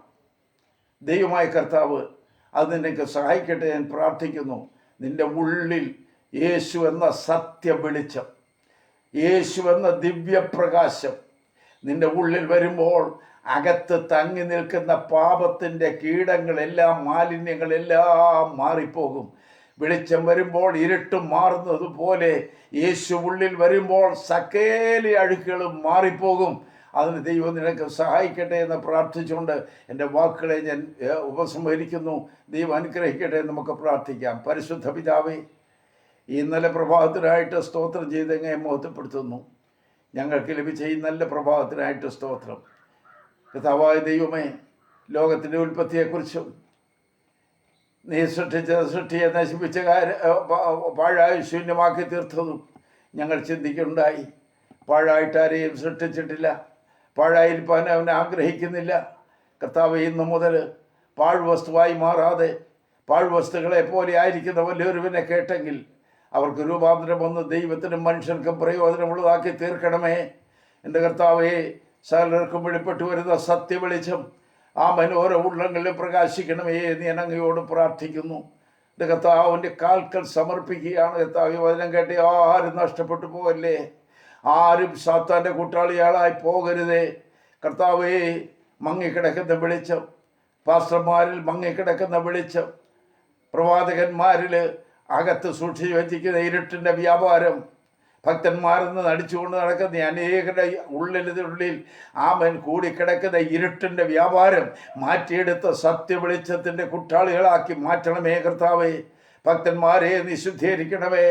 ഇരുളിൻ്റെ അവസ്ഥ മാറ്റി ദിവ്യ തേജസ്സിൻ്റെ പ്രകാശം എല്ലാ ജീവിതങ്ങൾക്കും പകരണമേ. ഞങ്ങൾ അങ്ങയോട് പ്രാർത്ഥിക്കുന്നു. ഈ എളിയവനെയും നിന്റെ പാദപീഠത്തിൽ പൂർണ്ണമായി സമർപ്പിക്കുന്നു. എൻ്റെ ഭവനത്തെ ഏൽപ്പിച്ച് പ്രാർത്ഥിക്കുന്നു. നീ തരുന്ന ഓരോ സമയങ്ങളും നിന്റെ മഹത്വത്തിന് വേണ്ടി വെളിച്ചം പ്രകാശിക്കുവാൻ അടിനെ നീ ഉപയോഗിക്കുന്നവർക്ക് സ്തോത്രം.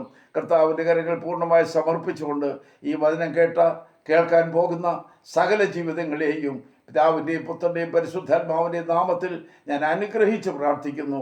ഈ ദിവ്യ വെളിച്ചം എല്ലാവരും പ്രകാശിക്കട്ടെ, യേശുവിൻ്റെ നാമത്തിൽ തന്നെ പിതാവേ.